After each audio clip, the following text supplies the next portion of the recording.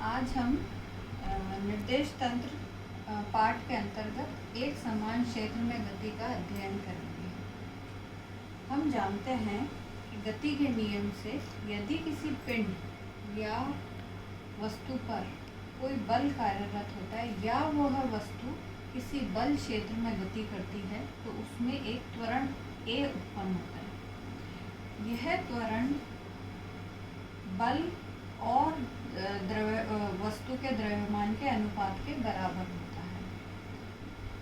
जो लगाया गया बल है उसके कारण ही त्वरण उत्पन्न होता है। तो ये बल जो है, ये बल हमारा हर स्थान पर एक समान भी लग सकता है और परिवर्तित भी हो सकता है। उसके आधार पर क्षेत्र जो है, बल के कारण उत्पन्न जो क्षेत्र है वो दो प्रकार से हो सकता है, समान क्षेत्र या असमान क्षेत्र।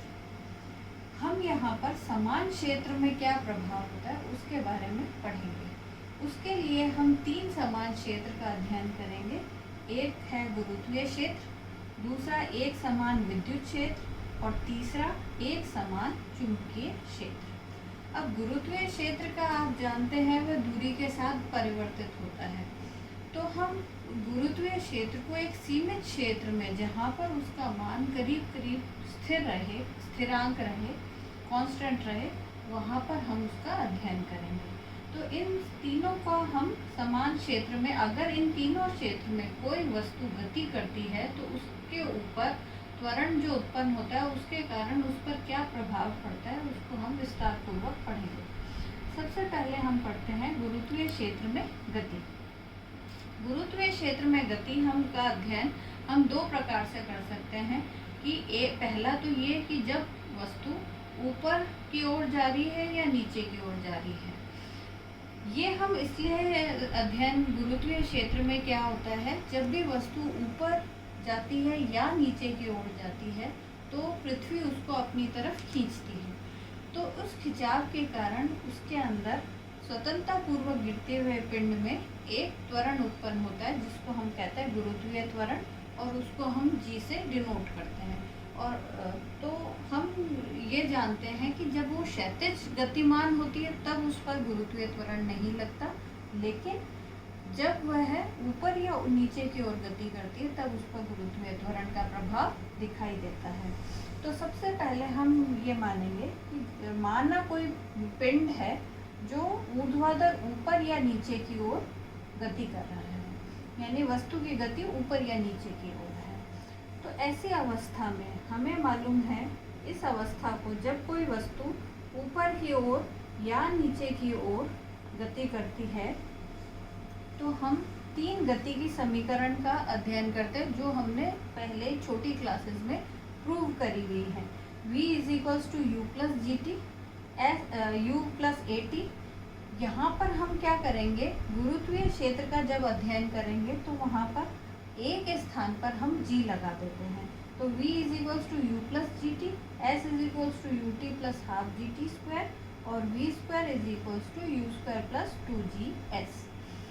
अब यहाँ पर एक चीज़ का और ध्यान रखेंगे कि जब वस्तु नीचे की ओर गिर रही है तब तो G के अंदर पॉजिटिव साइन आएगा, और ऊपर की ओर अगर गतिमान है, वस्तु की गति ऊपर की ओर है तो उसकी जगह माइनस साइन लगा दिया जाएगा। तो यही समीकरण V = u - gt, और इसी प्रकार से बाकी भी बदल जाती है। इन अध्ययनों से हम एक चीज़ और निकाल सकते हैं कि वस्तु जो है वो अधिकतम ऊंचाई जो प्राप्त करती है वो हमारी होगी u²/2g। ये हम कैसे निकालते हैं, हम तृतीय समीकरण से निकालते हैं कि जब वस्तु अधिकतम ऊंचाई पर पहुंचती है तो अधिकतम ऊंचाई वह ऊंचाई होती है जिसके बाद वो नीचे गिरती है, यानी उसका जो वेग है इस अधिकतम ऊंचाई पर 0 हो जाता है। तो अगर हम तीसरी समीकरण में यहाँ 0 रखें तो हमारा s जो है, जो कि दूरी है, वो क्या हो जाएगा, u²/2g। तो ये u²/2g हो जाएगा। एक चीज़ और है, इसमें ऊपर जाने का समय और नीचे आने का समय दोनों ही बराबर होते हैं, और वो हम फर्स्ट समीकरण से निकाल सकते हैं। वापस v का मान अगर 0 रखें तो t का मान होता है u/g, जो कि हम यहाँ पर लिख रहे हैं। तो ये हमने अध्ययन करा है गुरुत्वीय क्षेत्र में यदि वस्तु गति करती है तो वो अधिकतम ऊंचाई इसको प्राप्त कर सकती है, उसमें समय ये लगेगा और जरूरी ये है कि ऊर्ध्वाधर गति होनी चाहिए। ठीक है, अगर वो क्षैतिज रूप से गतिमान है तो उसके अंदर कोई परिवर्तन आपको दिखाई नहीं देगा, उसमें केवल तभी गति होगी जब उस पर कोई बाह्य बल कार्यरत होगा। अच्छा, क्योंकि ऊपर आने का समय और नीचे आने का समय बराबर है, इसलिए कुल यात्रा का समय हमारा 2u/g के बराबर हो जाएगा, u/g + u/g के बराबर हो जाएगा। तो ये हमने गुरुत्वीय क्षेत्र का पहला पार्ट करा है, जिसके अंदर हम ऊर्ध्वाधर गति का अध्ययन करते हैं।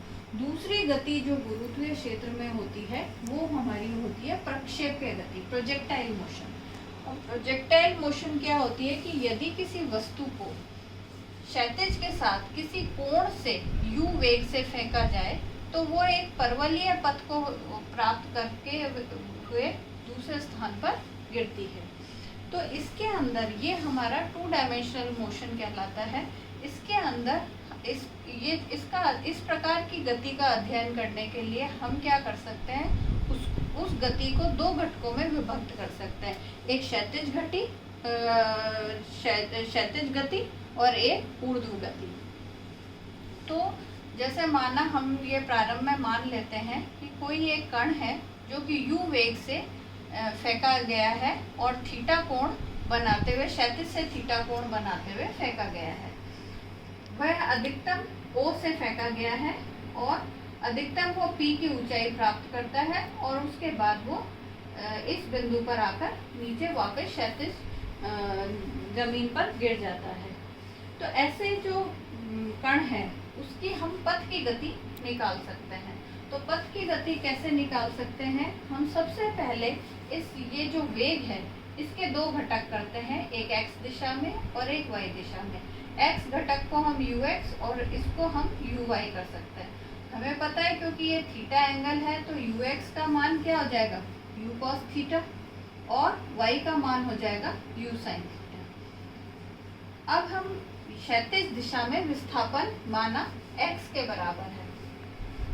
किसी एक स्थिति ले लेते हैं, जैसे कण मान लो किसी समय x, y पर है, तो x, y पर है, इसका मतलब क्या हो गया, ये जो कण है ये क्षैतिज तो x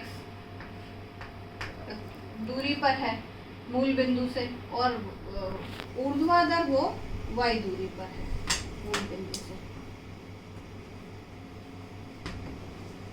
ठीक है, तो क्षैतिज दिशा में विस्थापन हमने x मान लिया। तो x का मान हम कैसे निकाल सकते हैं, x दिशा में वेग ux इंटू समय, वेलोसिटी इंटू टाइम।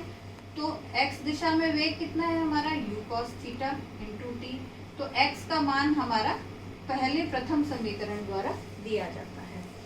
अब ऊर्ध्वाधर दिशा में हम निकालें, ऊर्ध्वाधर दिशा में हम निकालेंगे तो क्योंकि वो ऊर्ध्वाधर दिशा पृथ्वी से ऊपर की ओर लग रही है तो इसमें हमारी द्वितीय समीकरण लगने लग जाएगी, s = ut - ½ gt²।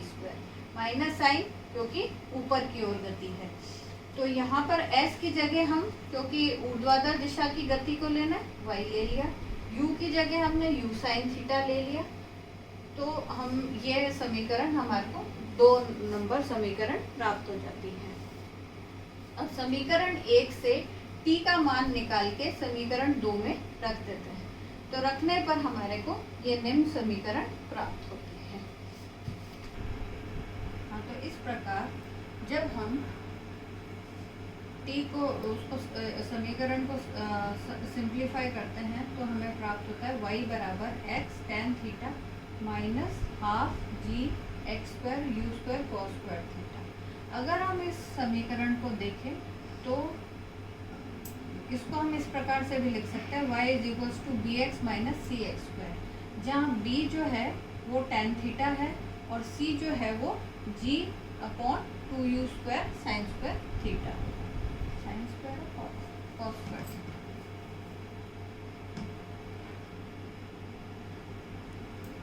ये जो समीकरण है y = bx - cx², ये हम गणित में जानते हैं कि ये पैराबोला की समीकरण है। इस प्रकार से हम ये कह सकते हैं कि जब कोई कण u वेग से थीटा कोण से क्षैतिज से थीटा कोण बनाते हुए फेंका जाता है, जिसको हम प्रक्षेप्य कहते हैं, उसका पथ जो है वो परवलयीय होता है। It travels a parabolic path.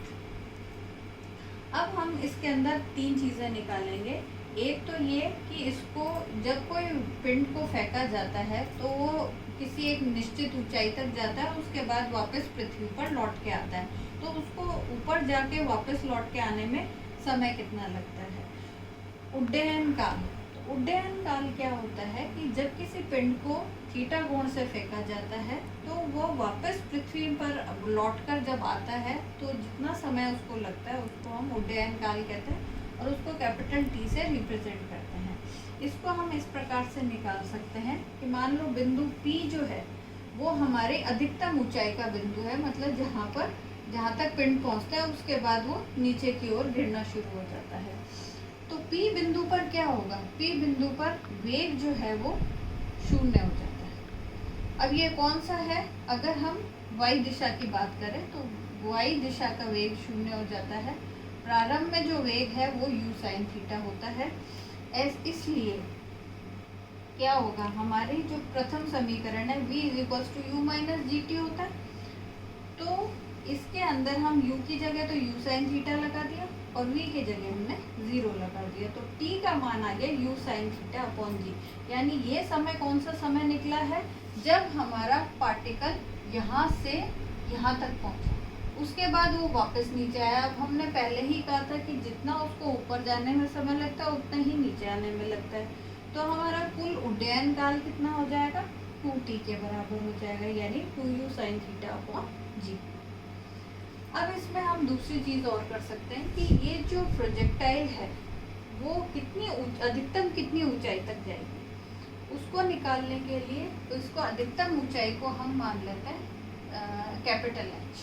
तो कैपिटल H हम निकालना चाहते हैं, उसके लिए हम समीकरण ये वाली काम में लेंगे, v² = u² - 2gs। इसमें v क्योंकि अधिकतम ऊंचाई पर बिंदु पहुंचा हुआ है तो उसका वेग 0 होगा। क्योंकि y दिशा में हम गति को अध्ययन कर रहे हैं इसलिए u जो होगा वो u sin थीटा होगा। s का मान हमने यहाँ पर कैपिटल H सपोज किया है। इन सभी मानों को हम उपरोक्त समीकरण में रख देते हैं और उसको सिंप्लीफाई करते हैं, तो कैपिटल H का मान हमारे पास क्या आ जाता है? u² sin theta upon 2g। तो ये हमारा क्या हो गया? अधिकतम ऊंचाई का समीकरण आ गया। अब इसमें अगर हम देखें तो किसी दिए गए पिंड को जिसको हमने किसी वेग से फेंका गया है उसके अंदर अधिकतम ऊंचाई उसके थीटा कोण पर निर्भर करती है u के बाद। तो अधिकतम ऊंचाई इस पिंड की थीटा पर निर्भर करेगी। तो हम अधिकतम ऊंचाई अगर हम निकालना चाहते हैं तो थीटा sin थीटा का मान अधिकतम 90 पर होता है, तो हम थीटा यदि 90 डिग्री रखें तो h बराबर u² sin² 90 अपॉन 2g। तो अधिकतम ऊंचाई का मान कितना हो जाएगा? u² upon 2g। अब तीसरी चीज हम इसमें निकाल सकते हैं, वो है हमारा परास, क्षैतिज परास। तो क्षैतिज परास जो होगी उसके अंदर देखो, इस क्षैतिज परास निकालने के लिए हमारे को ये क्षैतिज दूरी निकालनी है। परास मतलब क्षैतिज दूरी, यानी जब हमने कण को फेंका तो वो कितनी दूर जाके पृथ्वी पर ही जब वो गिरा तो वो मूल बिंदु से कितनी दूरी पे था। तो जब हम इसका अध्ययन करेंगे तो हम क्षैतिज दिशा में अध्ययन कर रहे हैं, तो क्षैतिज दिशा का वेग काम में लेंगे और क्षैतिज दिशा में जो अगर कोई त्वरण है तो उसको काम में लेंगे। अब हम मानते हैं इसमें हमने गुरुत्वीय क्षेत्र की बात कर रहे हैं जो कि केवल ऊपर और नीचे जाने वाले कण पे लगता है, तो क्षैतिज दिशा में कोई त्वरण नहीं होगा। तो अगर हम r का मान निकालना चाहते हैं तो हम कौन सी समीकरण काम में लेंगे? सिंपल वही दूरी जो होती है वेग इंटू समय, क्योंकि त्वरण इसमें 0 हो गया। तो अगर हम इसके अंदर r का मान निकालना चाहते हैं तो हम कौन सी समीकरण काम में लेंगे? ut माइनस हाफ gt², इस तरीके के at² ये काम में लेंगे। लेकिन ये त्वरण तो कुछ है ही नहीं, तो ये टर्म हमारी 0 हो जाएगी। तो S तो हमने यहाँ पर अधिकतम परास मान ली कैपिटल R है। U जो है वो क्षैतिज दिशा का वेग है जिसको हम UX लिखते हैं, और समय जो है वो यहाँ से यहाँ तक लगा समय हम पहले ही निकाल चुके हैं, वो कैपिटल T के बराबर होता है। तो इन दोनों के मान हम रख देते हैं, बंद होते हैं।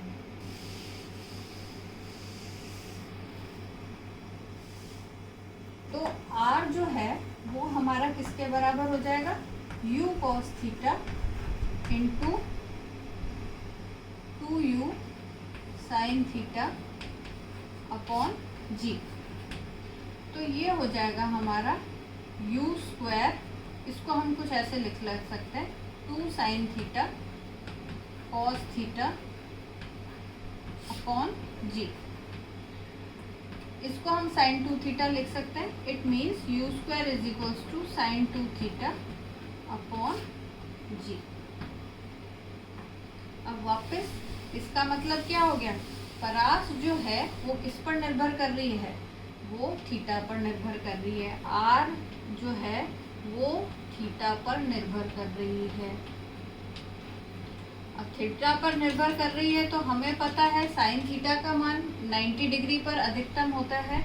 तो हमारा यहाँ पर थीटा का मान कितना हो जाएगा, 45 डिग्री ले लेंगे, है ना। तो इसके अंदर हम इसको थीटा को हम अगर 45 लें तो साइन थीटा का मान 1 हो जाएगा, और उस वक्त हमारा R का मान U स्क्वायर अपॉन G अधिकतम परास के बराबर हो जाएगा। यानी अगर हम किसी वस्तु को अधिकतम दूरी पर फेंकना चाहते हैं तो हमें थीटा बराबर 45 डिग्री के कोण से अगर हम उसको फेंकेंगे तो वो अधिकतम दूरी पर जाकर, पृथ्वी पर अधिकतम दूरी पर जाके गिरेगा। ये हमारी प्रक्षेप्य गति है। तो हमने अभी इसके अंदर गुरुत्वीय क्षेत्र के अंदर यदि कोई पिंड गति करता है तो उसका वो जो गुरुत्वीय क्षेत्र है उस पर क्या प्रभाव डालता है, उसका हमने अध्ययन किया। हमने देखा कि इसके अंदर गुरुत्वीय क्षेत्र के अंदर अगर कोई पिंड ऊर्ध्वाधर गति करता है तो उस पर गुरुत्वीय क्षेत्र का प्रभाव हमें दिखाई देता है, लेकिन क्षैतिज दिशा में गुरुत्वीय क्षेत्र का प्रभाव नहीं दिखाई देता। अब हम इससे आगे आने वाले उसमें समान क्षेत्र में ही अध्ययन करेंगे, लेकिन हम अब करेंगे कि अगर कोई वस्तु जो है वो विद्युत क्षेत्र में गति करती है तो उस पर क्या प्रभाव है। धन्यवाद।